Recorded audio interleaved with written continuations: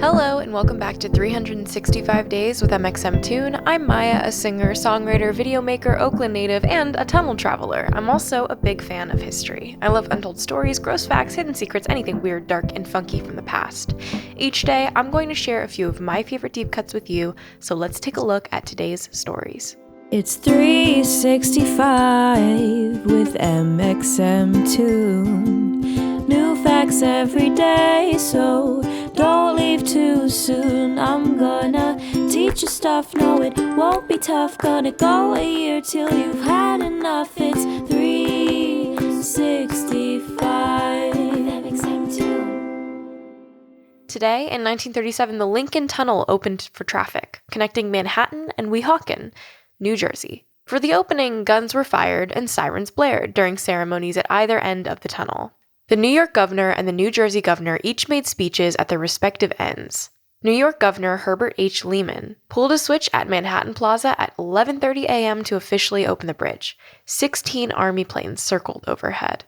The tunnel was designed by a man named Ole Singstad and named after Abraham Lincoln. There are 3 tubes inside with 2 lanes each. The northern and southern tubes carry westbound and eastbound traffic, while the center tube has lanes that can be changed to go either way depending on the flow of traffic or how busy it is at any given time. The idea for the tunnel was first proposed in 1923 by Darwin James. The first tunnel between New Jersey and Manhattan, the Holland Tunnel, was already under construction.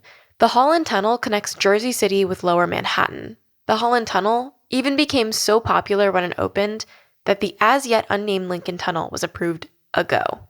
New Jersey and New York agreed on most everything about the tunnel, except who would fund it. The Port Authority, the government association that presides over interstate traffic, and the state's tunnel commissions all wanted to build the tunnel and pay for it, but they disagreed about how much the tunnel would cost. Port Authority thought it would cost almost $100 million, and the Tunnel Commission thought it would only cost $65 million. They also disagreed about how many vehicles the tunnel would be able to carry.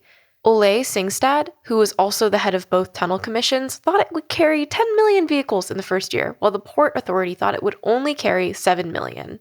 Around the same time, the Wall Street crash of 1929 put the funding for the tunnel into jeopardy. In April of 1930, the tunnel commissions agreed to merge with Port Authority. The projected cost was settled at $95 million, and the states agreed to split it. Construction began in 1934 due to the delays in funding related to the Great Depression. They completed the tunnel in only 3 years. In New Jersey, on December 22, 1937, Governor Harold G. Hoffman also pulled a switch, and several celebratory busloads of 1,500 invited guests rode through the tunnel to see it in action for the first time. But not before one very special civilian. Waiting on the Manhattan side across the bridge was Mr. First. Wait, huh? Okay, I'll explain. Mr. First was a man named Omero C. Catan. When he was just a boy, 13 years old, he heard a story from a friend about being one of the first people to cross the Brooklyn Bridge. Catan was hella inspired and decided that he wanted to be the first to do, well, anything. His first was to go to Lakehurst, New Jersey, and be the first American to tour the airship Graf Zeppelin. Catan went on to pay the first toll on the George Washington Bridge in 1931, the first to buy a token on the 8th Avenue subway in 1932, and the first person to pay to skate on the Rockefeller Ice Rink in 1936. At 4 a.m. on December 22, 1937, the lights turned on for the first time on the Lincoln Tunnel, and Omero Catan and another man named George Horn started driving through the tunnel from opposite sides. The 2 men reportedly arrived on the opposite end of the tunnel at the same time. Catan had his car parked at the Weehawken Plaza since 10 p.m. on December 20th, and Horn had his car parked on the Manhattan Plaza since the same time. Later on, when Catan proposed to his girlfriend, Jean Tobolka, they were the first couple to get a marriage license in 1939. He was the first person to put a coin in a New York City parking meter in 1951 and the first to drive over the Tappan Zee Bridge in 1955. In between these and hundreds of other firsts, Catan ended up being the first person to do 537 things in New York, earning him the moniker Mr. First. Mr. First wasn't the only person to have a first in the Lincoln Tunnel that day, though. Another man, Charles Meany, became the first person to run out of gas in the middle of the tunnel, and his ghost remains there to this day. Just kidding. His car was towed within 5 minutes of the fuel shortage. The Lincoln Tunnel is 97 feet underwater and 1.5 miles long. It cost $85 million to build the tunnel, which is about $1.5 billion in today's currency. From opening day, it cost 50 cents for a car to cross the bridge each way. The tunnel had been dedicated the day before, with 2 governors giving speeches about how it would change life in both states.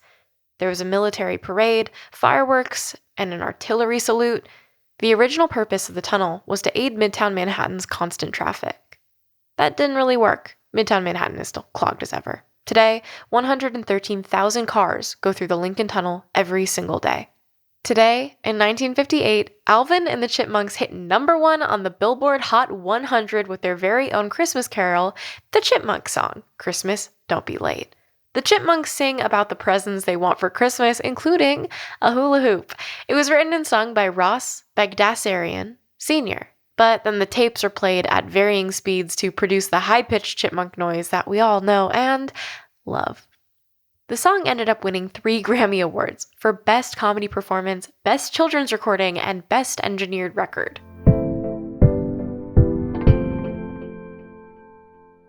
And now for our final segment of the day, I'm going to be going into my own photo archives to see what I was up to on a December 22nd in my life. Oh, December 22nd, I went on a tour at night in Monteverde in Costa Rica, and I took a bunch of photos of frogs. There was a bunch of wild frogs, but it was like a wildlife reserve that, I don't really know. I can't remember quite like the details of it, but it was meant to be at night, so a bunch of animals were awake then, and there was all these like tropical frogs that would definitely kill me because they're for sure poisonous. But I took a bunch of photos of them in their like little habitat that they were in. But yeah, that's one thing I was doing on December 22nd. Come back tomorrow for more weird and funky facts, and please subscribe on your favorite podcasting device. I'll see you tomorrow. It's 365 with mxmtoon. New facts every day, so don't leave too soon. I'm gonna teach you stuff, no it won't be tough. Gonna go a year till you've had enough. It's